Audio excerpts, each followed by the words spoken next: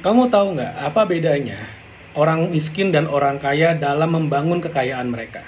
Semua orang pengen kaya, orang miskin pengen kaya, orang kaya pengen menjadi lebih kaya. Tapi ada bedanya antara orang kaya yang semakin kaya dan orang miskin yang akhirnya menjadi kaya dibandingkan dengan orang miskin yang miskin melulu nggak kaya-kaya. Bedanya apa? Bedanya adalah cara mereka mengelola hutang.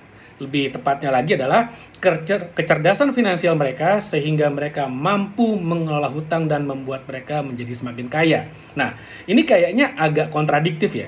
Banyak orang yang mengajarkan, orang tua kita dulu mengajarkan, "Nak, jangan berhutang karena hutang itu bikin miskin. Hutang itu bikin kita susah." Tapi kenyataan di dunia nyata, orang yang bisa menghandle hutang adalah orang-orang yang akan menjadi kaya. Dan sebetulnya ya orang-orang kaya adalah orang-orang yang bisa mengelola hutangnya.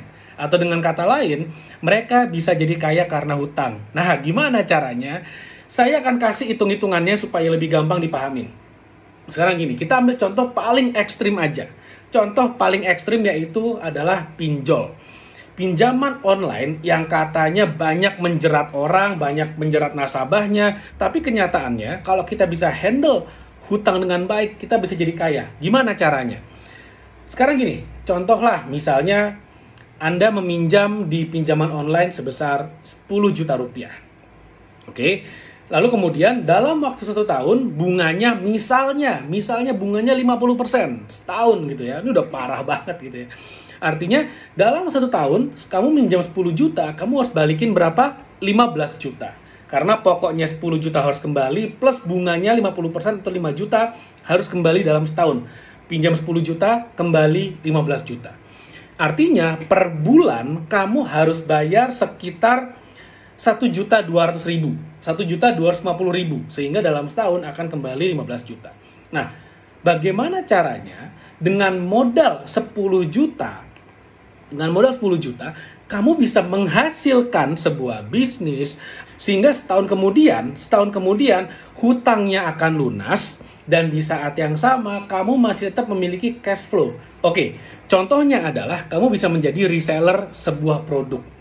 Kamu bisa menjadi reseller sebuah produk yang untuk penjualannya kamu mendapatkan Rp50.000. Artinya dalam 1 bulan kamu harus berpikir bagaimana caranya kamu bisa melakukan penjualan sebesar setiap harinya 1 penjualan sehingga kamu akan menghasilkan 1,5 juta per bulan.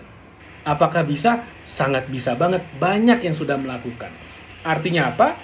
Setelah utangnya lunas pun kamu tetap bisa melakukan penjualan terus-menerus sehingga apa? Kamu bisa mendapatkan sebuah bisnis tanpa modal, bahkan kamu dimodalin oleh orang lain. Itu kalau contohnya pakai pinjol yang bunganya gedenya setengah mati. Tapi bagaimana kalau kemudian kamu berhutangnya bukan ke pinjol, tapi ke bank konvensional misalnya?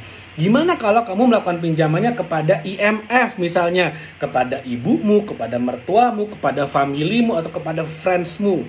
Itulah bagaimana caranya orang kaya bisa memanfaatkan hutang untuk menjadi semakin kaya. Karena mereka berhutang, mereka membangun bisnis yang bisa ngebayarin hutangnya.